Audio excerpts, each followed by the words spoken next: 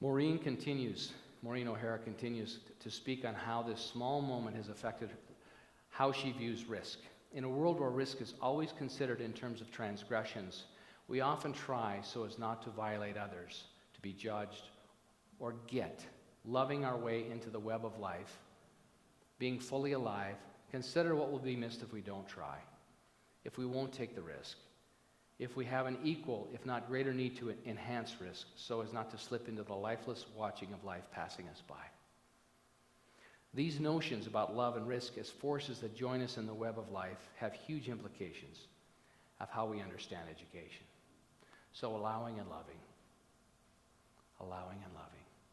We have to do the work. We have to, we come together. We need chairs so people can sit. We need a floor that's fairly level in a building, and especially in this climate, that we need somewhere we can come together and to a certain degree of comfort. But creating all that, and then when do we put it down so that we can love it into our experience? It's just fascinating, and I love that story. Oh, Maureen, you won't see it if you don't love it. Bring your love to it. And isn't that true? Don't we know through all the scientific research that's been shared over the last 20, 30 years about how the mindset or the consciousness of the person doing the research affects the outcome, how it's measured? Very interesting. Watched the movie The King's Speech yesterday. A wonderful movie. What a wonderful story. And in The King's Speech, when he hires, of course, it's the story of King George VI, and he finds a speech therapist to help mentor him into a proficiency around being able to speak publicly.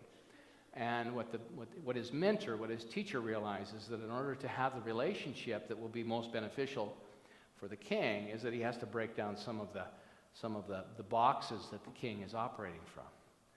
And so he begins to call the king Bertie, which is a pet name his family has for him. And of course the king is quite upset that anyone, a commoner, would call him Bertie. Hey, did you guys notice there was a wedding last week?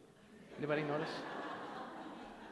Man, I'm so happy for those kids, and they finally got married. I was worried about them. Weren't you worried about them? An example, though, of how much we long to celebrate life and how we want the best in the love for one another. And we can all, at some level, connect with that. I did not get up in the middle of the night to watch it or whenever it was on, but I'm really happy that they got it done.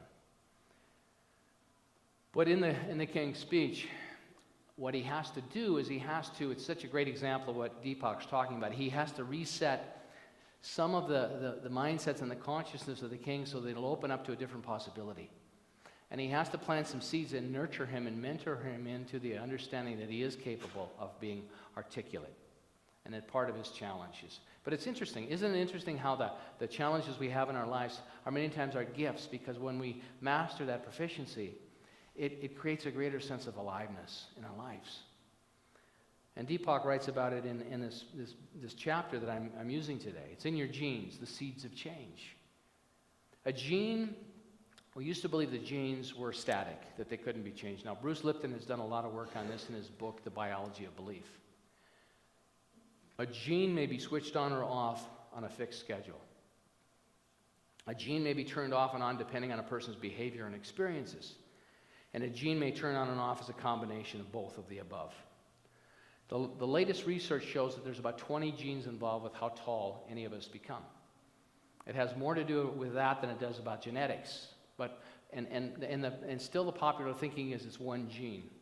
That many people believe it's one gene, and it's many factors. There is 30 million differences between each individual in terms of the genetic makeup. So the single gene theory is no longer valid, although it's still a very popular idea in the cultural conditioning. The Dutch, for example, Deepak talks about the Dutch. It's taken the Dutch 150 years to become the tallest group of individuals on the planet. They don't know why, but what triggered that for them? But it's a shift at the genetic level with the genes. The Japanese have jumped in height since World War II. They decided that's some unspoken thing to get taller. Dogs went from 40 breeds in the Victorian England in 1870. We now have over 400 breeds of dog. Just interesting, the approaches and how things shift and changes. Consciousness shifts and changes. What's happening with medicine, what's happening with all sorts of things. Deepak writes about it on page 76 of, it's this yellow book. We have them in the bookstore, Reinventing the Body, Resurrecting the Soul. Page 76, some neat stuff. Genes cannot govern all the other factors that make you who you are. A gene, for example, did not give you a love of gardening, a mania for collecting postage stamps, a taste for Bach, or an image of the person you would fall in love with. What would happen, though, if we stopped looking at DNA physically? Let's bring genes into the field of awareness and see how they respond. DNA is a memory bank storing every experience in the past that makes us human. Instead of letting those memories use you, you can learn to use them. You can learn to use them. We are not driven by our memories. Present moment awareness, inspiration. But many people don't believe that. Many people don't have the exposure to this amazing, powerful teaching. And if you share these ideas with people that are still in that old paradigm of way of thinking, they think you're off a little bit, let's say. We are off a little bit. We're pushing the envelope of consciousness. The things, if you look back 50 years ago, all kinds of things were going on that are no longer going on. Well, who knows what will be in another 50 years? What is seeking expression?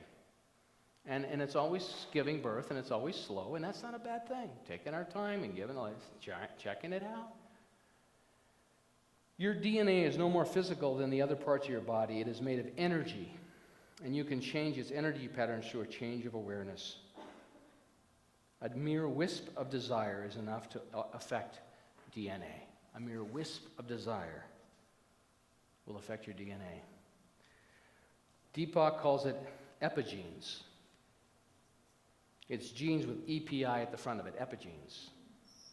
Every strand of DNA is wrapped in a buffer of complex proteins, the epigene, and that somehow trigger a gene to turn off or on. And we trigger the genes off and on by certain experiences. Pretty interesting, isn't it? So how do we trigger it?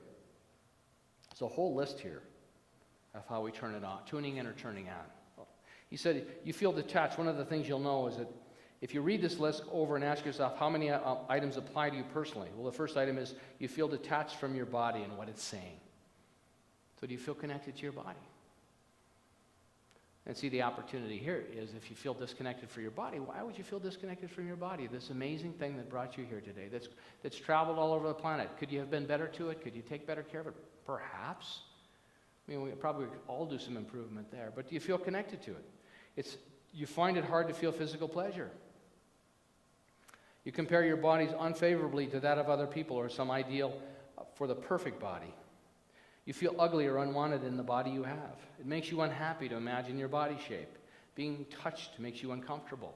The whole list of things to check in. See, this is not a bad list. This is a great list to be able to look at. You feel clumsy and uncoordinated. The only time you liked your body was when you were young. You physically don't consider yourself feminine enough or masculine enough. Your body sometimes doesn't seem to belong to you. These negative attitudes, Deepak says, range from mild to severe. And yet your body always senses when it's being ignored or judged unfavorably. For most people, ignoring their body has become a habit. Exposing their body to undue stress scarcely brings a second thought. After all, don't we assume that modern life has turned stressful beyond our individual control? If you were really tuned into your body, you'd feel its discomforts before they demanded your attention. So it's practice. It's awareness. That's present moment awareness. And so how we trigger and activate things is we move to things that make us feel better. He tells a story in here of mice, research with mice. And they know that mice that were nurtured when they were little, the little mice are nurtured by their moms. In other words, the moms would groom them continually. They were less affected by stresses as they went along. The ones that received very poor parenting succumbed to the stresses in a different way. But it's fascinating to watch. And so we turn on these epigenes through our choices, present moment awareness. And that's why spiritual practice is so important.